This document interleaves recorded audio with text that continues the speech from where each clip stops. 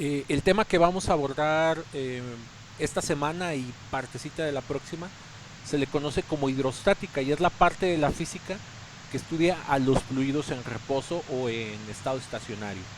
¿Sí? También se le conoce. Les recordamos que los fluidos incluyen a todos los líquidos y a todos los gases, de acuerdo a lo que estuvimos platicando la semana pasada.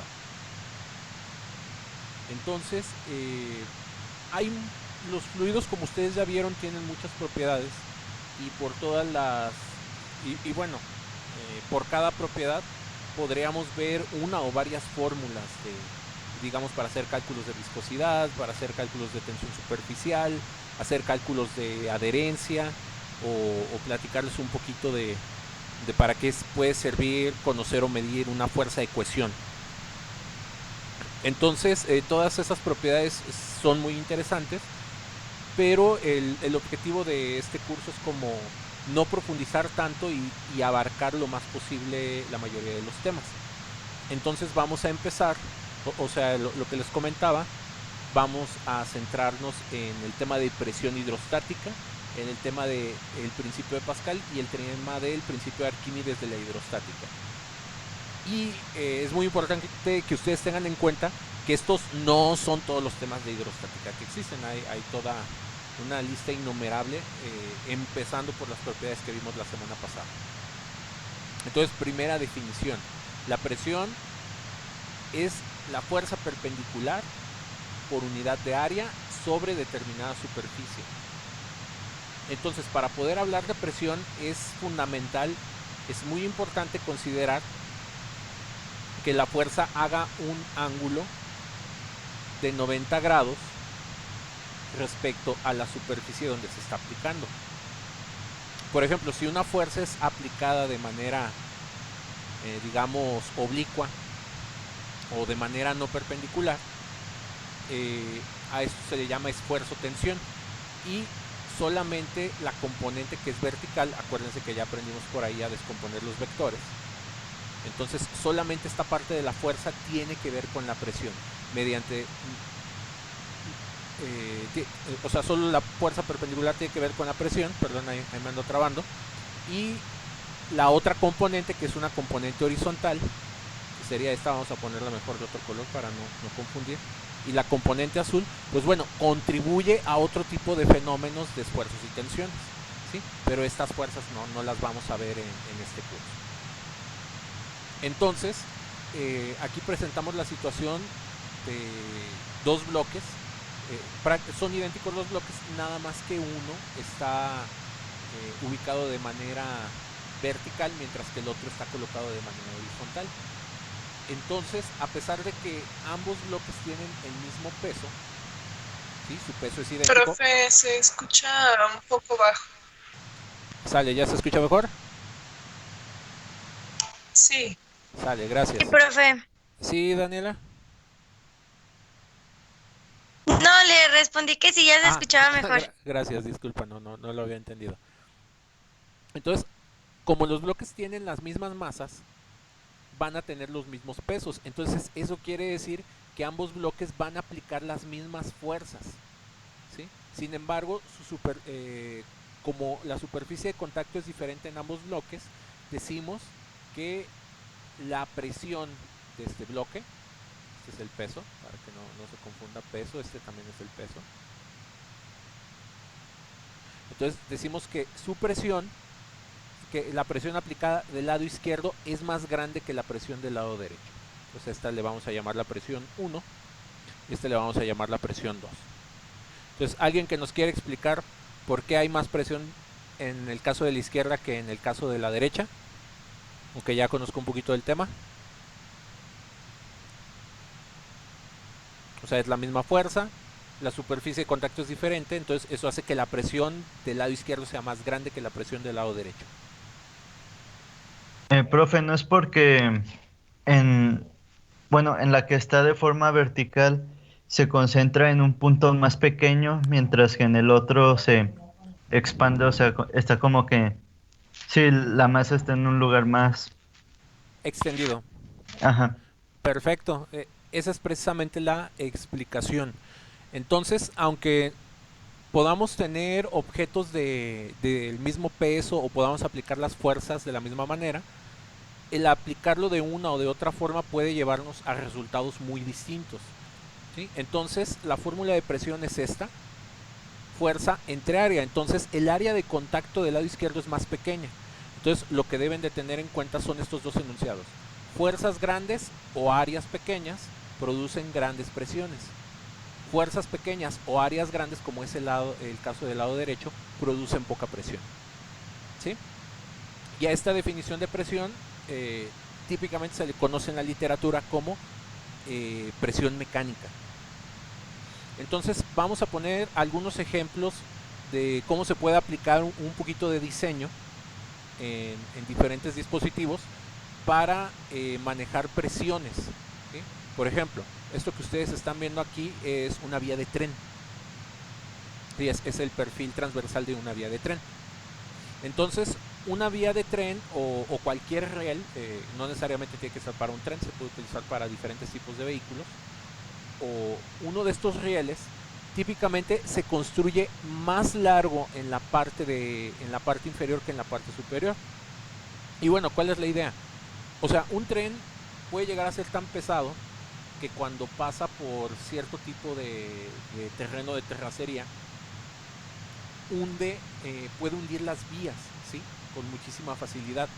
Entonces, para evitar que las vías se hundan, se toman dos medidas. La primera es que esta superficie de contacto sea lo más amplia posible para que no se logre la presión, bueno, más bien para que la presión que produce el tren sea lo mínima, y evite que se unan las vías, además de que esto se une con un par de tablas o con unos travesaños para que también esas tablas aumenten la superficie de contacto. Entonces, aumentando esa superficie de contacto, tú puedes evitar que un vehículo como un tren pues hunda las vías por las cuales se está moviendo. Otro ejemplo muy simple de cómo pueden aplicar esta fórmula es en el diseño de un soporte. Habrán notado que varios tipos de columnas o de soportes tienden a ser más anchos en la parte de abajo que en la parte de arriba, y esto tiene que ver para que el soporte no se hunda por su propio peso, es decir, no se vaya clavando.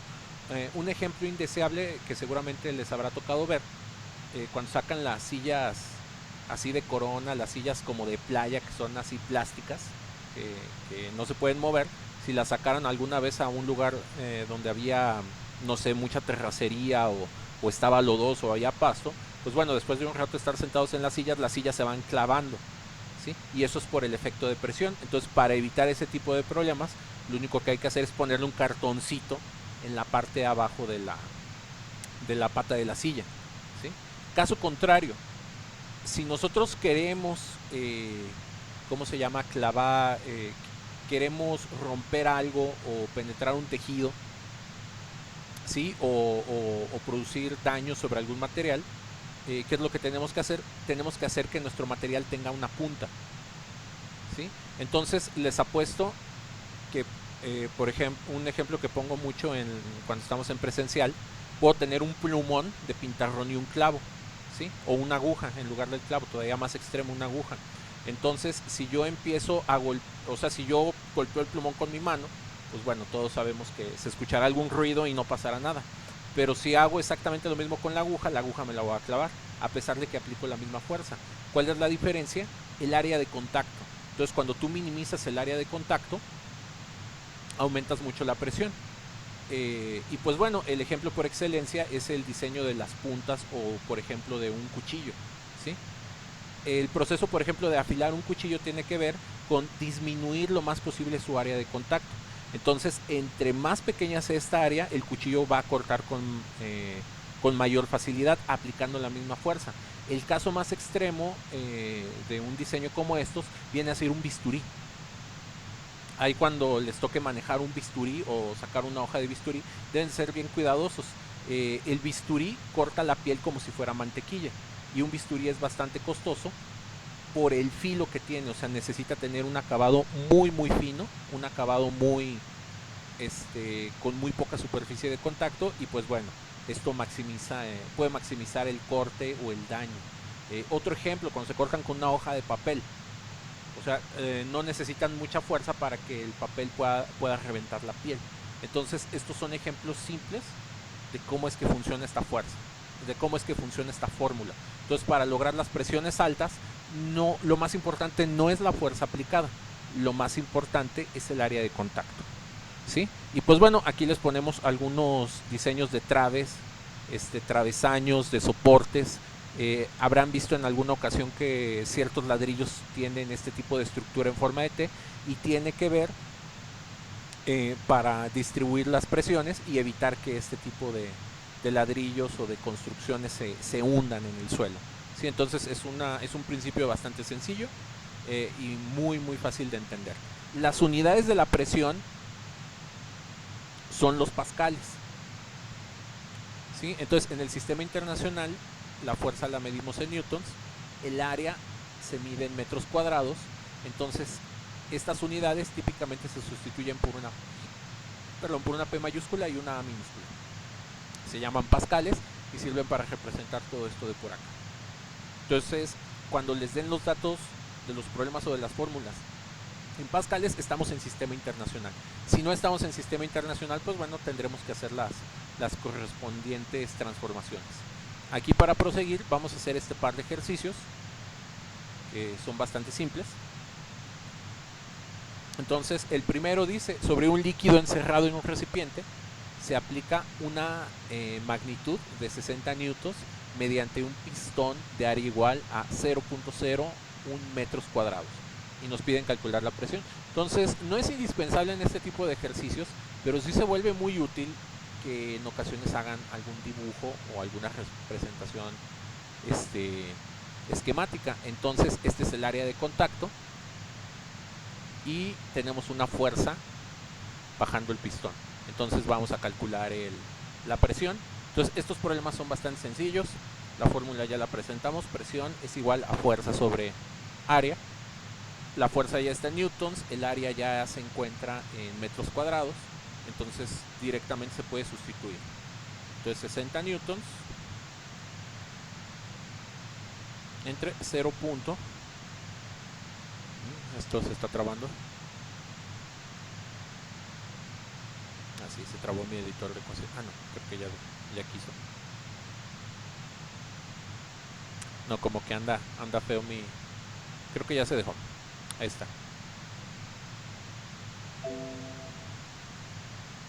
Y estos son metros cuadrados. Perdón, la G no va ahí. Entonces, con ayuda de una calculadora pueden hacer esta operación, aunque es bastante sencilla. Solo hay que agregarle 2 ceros al 60. Entonces aquí vamos a tener 6000 pascales. Entonces eso es todo el procedimiento. Quizás aquí, para que lo puedan visualizar un poquito mejor, coloco las unidades newton por metro cuadrado. Se puede cambiar por pascales. Entonces este resultado también lo pueden escribir así, como 6000 pascales. O pueden utilizar el sistema de prefijos del sistema internacional. Cuando ya tenemos miles, sin ningún problema, 3 ceros lo pueden cambiar por una K minúscula, que significa kilo y equivale a 1000, kilómetro, kilogramo, y en este caso kilopascales, que son una unidad muy típica de medición de presión. No sé si hay alguna duda con el primer ejercicio.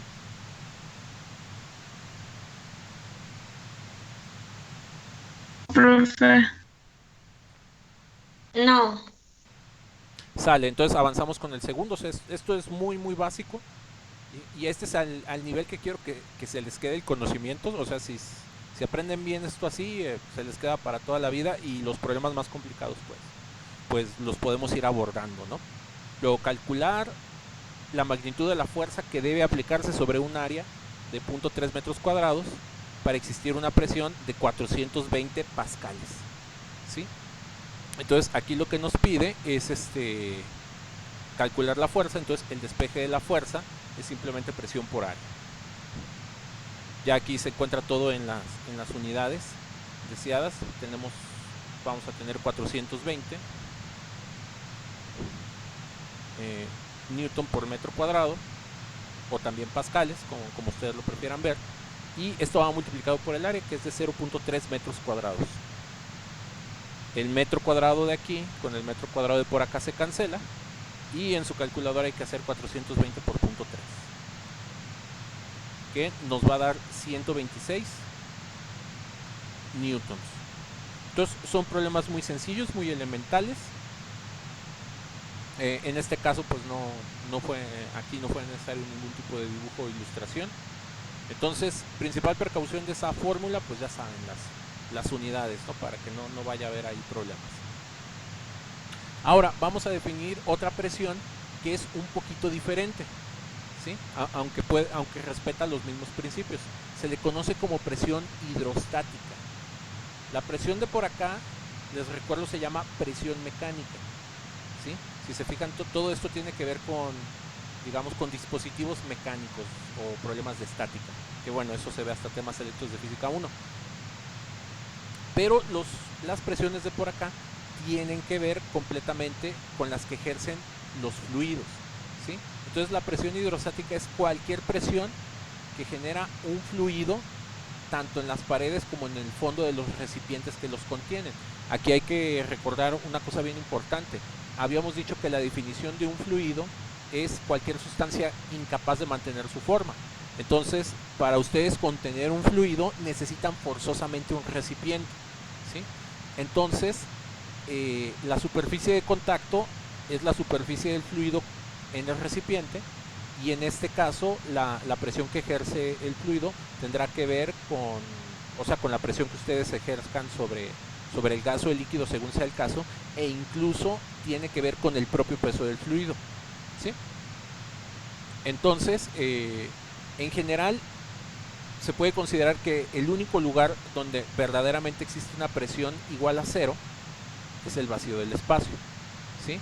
Ya que, por ejemplo, aquí en la Tierra nosotros estamos todo el tiempo sumergidos en la atmósfera, ¿no? En este caso estamos sumergidos en un gas. Para nosotros representa la cotidianidad, o sea, no es algo como de lo que podamos estar muy conscientes, pero pues bueno, el simple hecho de que exista esa capa de gas alrededor de nosotros, ese aire, pues ese aire tiene su propio peso, está en contacto con el recipiente que lo contiene, que en este caso es el planeta, y pues bueno, eso genera una presión, ¿sí? Cuando escuchan hablar de la presión atmosférica, es un ejemplo de presión hidrostática que aplica para un gas, ¿sí? Y como los materiales en la Tierra se van acomodando en función de su densidad, pues bueno, las presiones más bajas las tendremos en el espacio, ¿sí? Digamos que aquí en el espacio exterior la presión es cero, y conforme nosotros vamos introduciéndonos a la Tierra, esta presión va aumentando, ¿sí? Por ejemplo, como un punto de comparación de estas presiones podemos hablar del Everest y del nivel del mar. Entonces, en el nivel del mar hay más presión que en el Everest, ¿sí? Como el Everest está en un punto más elevado, imagínense que es esa montaña o ese chipote que le acabo de dibujar, entonces aquí hay menos aire y por lo tanto hay menos presión, y el caso extremo es presión cero en el vacío del espacio. Y conforme nosotros vamos dirigiéndonos hacia el centro de la Tierra, pues en el centro de la Tierra tendremos la mayor presión de todas, ¿sí? Entonces no se les olvide este concepto: a mayor profundidad tiene que haber mayor presión, y eso lo pueden considerar desde el vacío del espacio hasta el centro de la Tierra.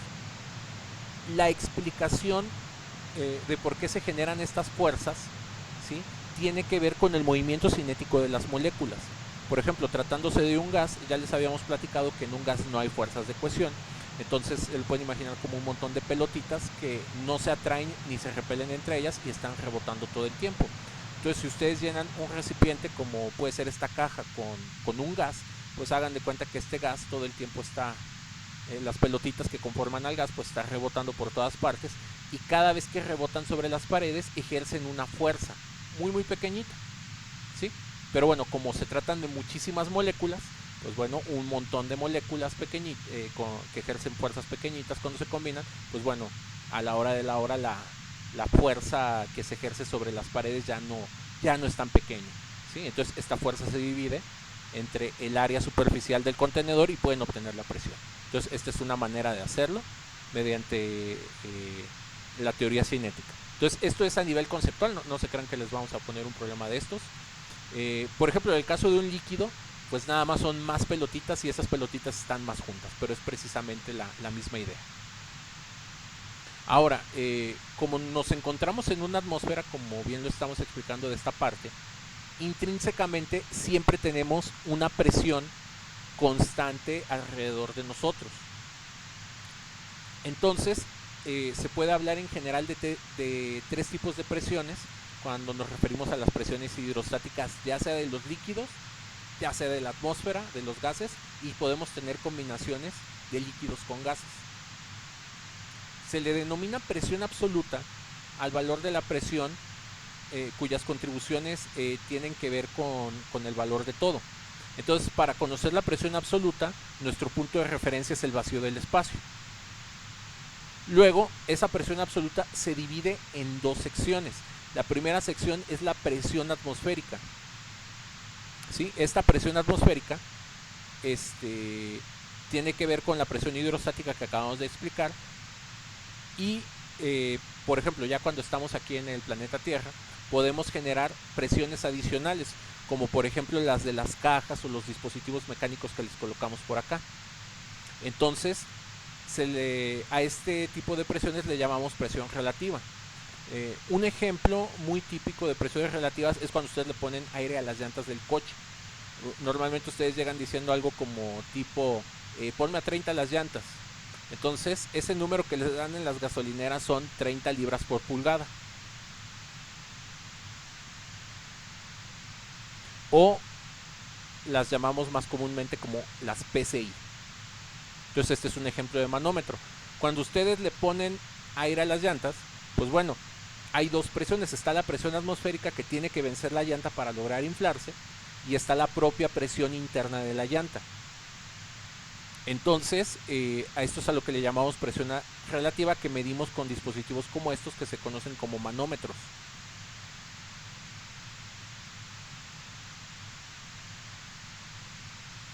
Entonces, un manómetro siempre nos da esta medida de presión relativa.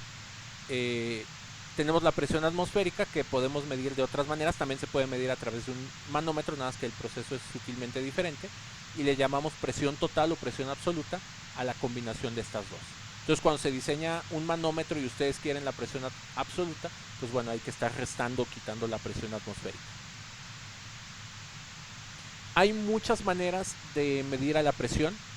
Hay muchos tipos de unidades. Entonces, esta es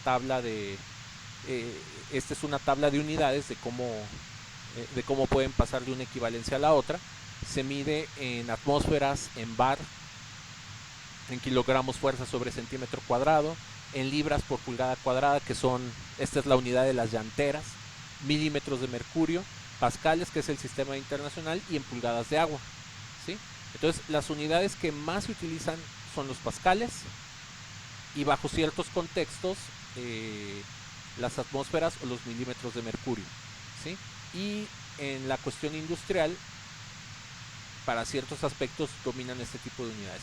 Entonces, esta tablita es simplemente una tabla de equivalencias. Por ejemplo, se podría leer que un kilogramo, por ejemplo, 0.96 kilogramos por centímetro cuadrado es aproximadamente una atmósfera. Se puede leer que la equivalencia de bar a kilogramos fuerza es 0.98, ¿sí?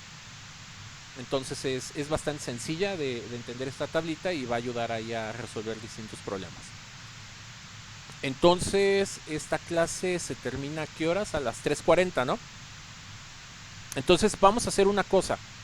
Lo que nos queda de clase, les voy a enseñar unos videos, ¿sí?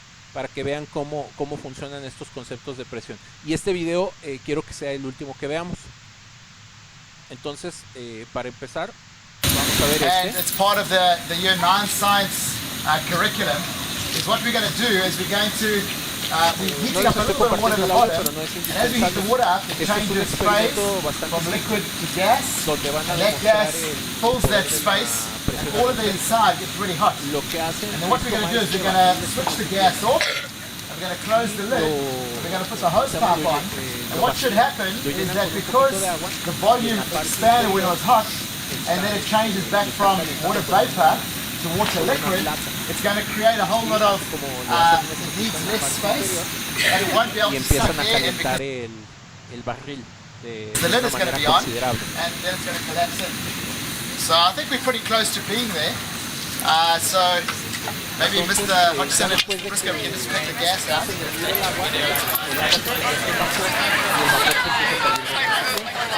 Lo que empiezan a hacer en este momento, apagan los sectores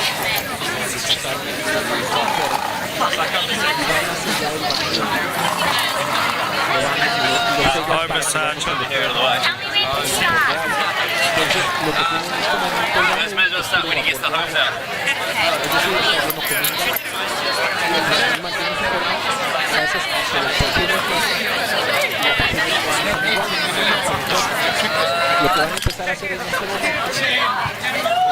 van a tener un tren de agua fría y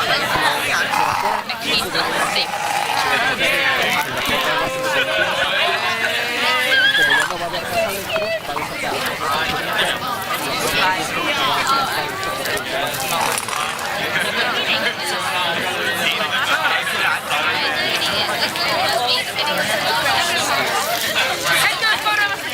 Stand your ground, free.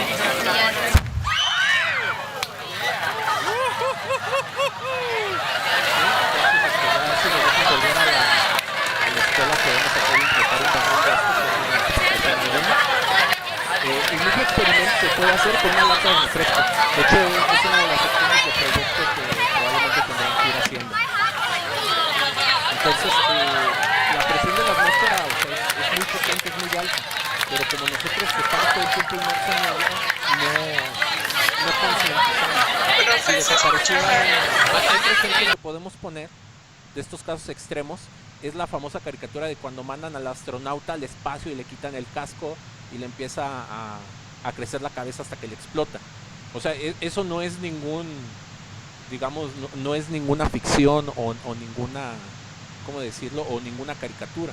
Como en el espacio no hay presión, pues todos los fluidos de nuestro cuerpo pues, se empiezan a salir, ¿sí? Y el principal fluido o el que más predomina dentro de nuestro cuerpo pues es agua y sangre. Entonces, literalmente, si ustedes los dejaran sin un equipo de protección en el espacio exterior, pues empezarían a inflarse, ¿sí? Entonces, literalmente la presión nos mantiene aquí unidos en el planeta Tierra, ¿no? Aquí les ponemos otro ejemplo, que de hecho es más extremo. Toman un balón de ferrocarril y sacan, esto es una aspiradora gigante. Profe, se está distorsionando. ¿Ya se escucha mejor? Sí. Sale, entonces se distorsiona seguramente porque transmito el video. Entonces primero les explico que van a ver.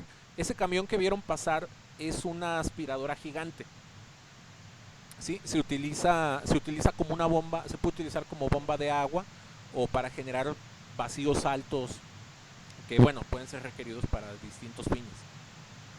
Entonces lo que van a hacer es un contenedor de líquidos, o sea una pipa de ferrocarril, le van a sacar todo el aire y como se va a quedar vacía, o sea pues la presión atmosférica la va a aplastar. Es una versión gigantesca de como cuando ustedes tienen una botella de agua y a la botella del agua de plástico ustedes le empiezan a sacar el aire y pues se apachurra la botella, ¿no?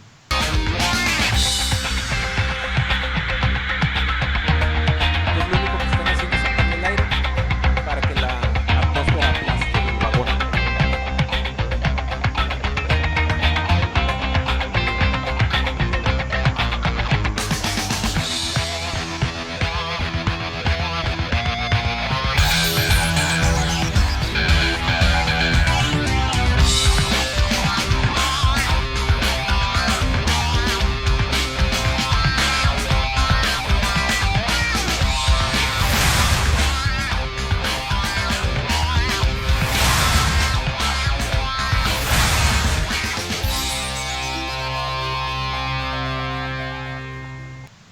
Entonces ese vagón aplastándose, o sea, no es ningún, ¿cómo se dice? No es ningún fantasma o un gigante invisible que pasó ahí y lo aplastó, o sea, literalmente es la atmósfera. Entonces, para terminar, bueno, casi para terminar, este otro video se le conoce como el experimento del barril de Pascal. Este video está bastante extenso, lo voy a ir adelantando. Entonces, lo que vamos a ver a lo largo de este video va a ser se toma una especie de garrafón de vidrio y se le pone una manguerita muy muy delgadita, ¿sí? Y bastante extensa. Y en esta manguerita se va a ir llenando con líquido, ¿sí? Se va a ir llenando casi de agotero. Entonces, lo que nos dice el principio de Pascal o el tonel de Pascal es que la presión no la produce la cantidad de líquido, lo produce la columna o la altura de la columna de líquido. Entonces, con esta columna de líquido muy muy delgadita van a reventar el recipiente que está en la parte inferior. Entonces, bueno, todos estos videos están en inglés, luego les paso los links para quien así lo prefiera los pueda ver con calma.